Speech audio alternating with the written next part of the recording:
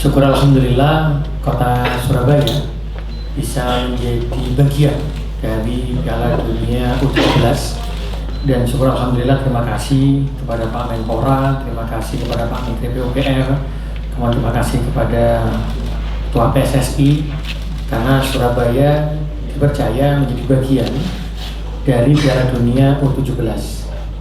Kami tidak bisa sendiri, kami disupport penuh oleh Ketua PSSI, Kementerian PUPR, juga dari Kemenpora waktu itu, sehingga Surabaya dengan segala kekurangan dan kelebihannya akhirnya bisa ditunjuk menjadi bagian dari Piala Dunia U17. Ini adalah sejarah bagi kota Surabaya, bagaimana Stadion Gelora Bung Tomo, kebanggaan arek-arek Surabaya, bisa dijadikan bagian dari Piala Dunia U17. Dan tapi yang terpenting adalah bagaimana kami mempelajari betul ketika ada pertandingan sepak bola.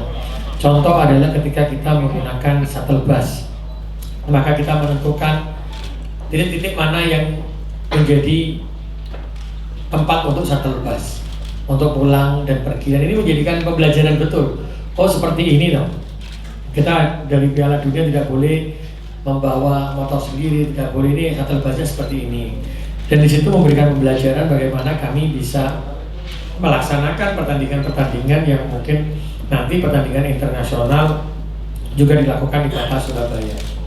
Kami menargetkan pada waktu itu 20.000 merchandise yang terjual, tapi di sini hanya sampai 85%, jadi sekitar 16.000 lebih yang terjual. Tapi di sini tidak mengurangi karena merchandise ini masih banyak yang minat. Bahkan hari ini masih banyak yang beli terkait dengan merchandise Piala Dunia.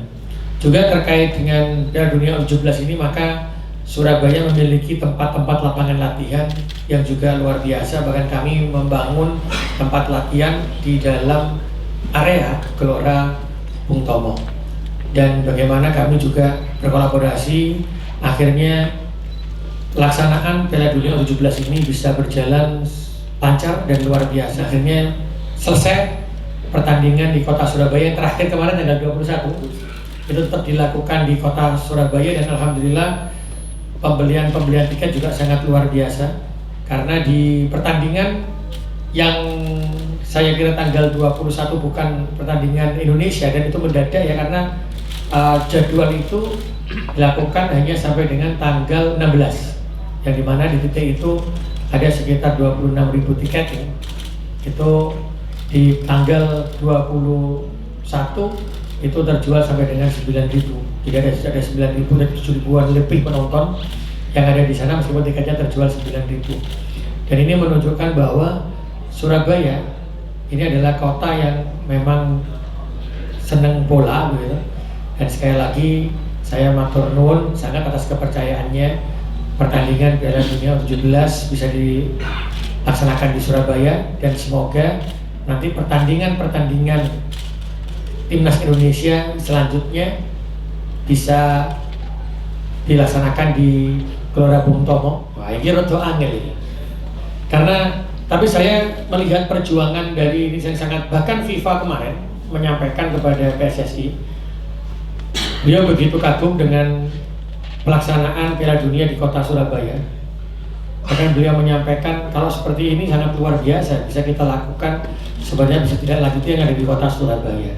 Kalau saya bisa berikan rapor untuk pelaksanaan Piala Dunia di Surabaya, saya berikan rapor nilainya antara 8 sampai 9 untuk seluruh stakeholder yang mengamankan dan melaksanakan di kota Surabaya, terkait pengamanannya Pak Kapolrestabes, Pak Dandim, PSSI, semuanya. Dan ini karena saya sampaikan ini, saya tidak bisa bicara apa-apa karena kemarin ketika pertandingan antara Mali dengan Meksiko, saya didatangi FIFA sendiri yang menyampaikan terima kasih luar biasa. Bahkan beliau menyampaikan ini di antara semua stadion yang paling siap dan paling membanggakan kota Surabaya, itu yang disampaikan beliau sendiri. Jadi saya matur nuwun untuk semua jajaran, terutama media yang selalu support kepada pelaksanaan Piala Dunia dan kepada pemerintah kota Surabaya dan seluruh stakeholder yang di Kota Surabaya untuk mensukseskan Piala Dunia U17. Gelora Bung Tomo ini tidak berhenti hanya di Piala Dunia, tapi kita memang kemarin sampaikan kepada PSSI, kita akan membidik semua pertandingan timnas Indonesia.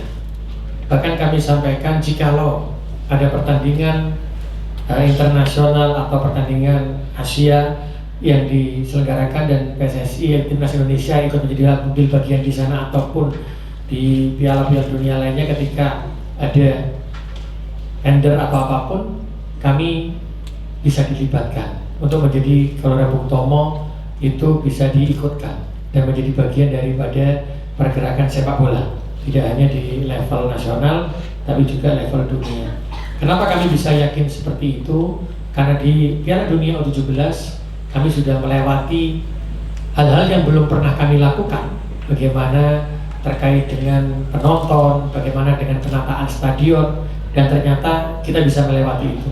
Sehingga kami tidak akan pernah berhenti, tapi kami membuktikan bahwa di Surabaya dan stadion ini bukan hanya untuk sesaat, tapi untuk selamanya dan jauh lebih tinggi harapan kami, tidak hanya di Piala Dunia U17. Apa juga yang terkait dengan stadion di tempat kami juga mengatakan stadion ini akan karena kami sampaikan kemarin ke PSSI dan FIFA, kalau ada branding itu, maka brandingnya itu jangan pernah dilepaskan. Karena apa? Karena ini memberikan semangat kepada arek-arek Surabaya, terutama yang memang sekarang kita menggalakkan pembibitan hari ini, pembibitan kader-kader sepak bola di Kota Surabaya, yang selama ini Kota Surabaya memang terkenal sebagai kota olahraga bola. Dan alhamdulillah disampaikan waktu itu juga tidak dilepas, juga tidak jadi masalah, sehingga Stadion Gelora Bung Tomo ini setelah pertandingan Piala Dunia U17 maka kita kembangkan menjadi wisata stadion.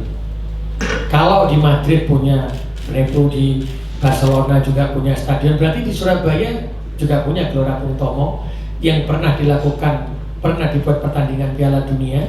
Di situ nanti kita juga akan membuat ruangan-ruangan yang memiliki sejarah. Jadi Piala Dunia nanti kami sampaikan ke PSSI, kami meminta kapten timnya kami taruh dalam sebuah ruangan ini yang pernah bermain di Surabaya, sehingga nanti ketika ada wisata datang ke Surabaya kami akan konekkan kepada Gelora Bung Tomo, juga terkait dengan anak-anak sekolah dan anak-anak dari klub SSB. Karena apa? Karena di Surabaya ini kami memiliki diklat yang dilakukan oleh pemerintah Kota Surabaya. Jadi anak-anak yang terbaik di Kota Surabaya itu kita masukkan di klub, bahkan kita pernah mengirim ke Liverpool. Beberapa anak kita kirim ke Liverpool. Ini kita lakukan kerjasama dengan klub-klub yang ada di klub-klub dunia yang ada yang kita punya sister city dengan Kota Surabaya, sehingga kita akan kirimkan anak-anak Surabaya untuk menambah pengalaman, juga menambahkan kemampuan. Salah satunya yang pernah kira-kira di Supriyadi ya, yang memang dia bergerak terus, dan ini menjadi kekuatan sebenarnya, kekuatan Kota Surabaya untuk terus membina.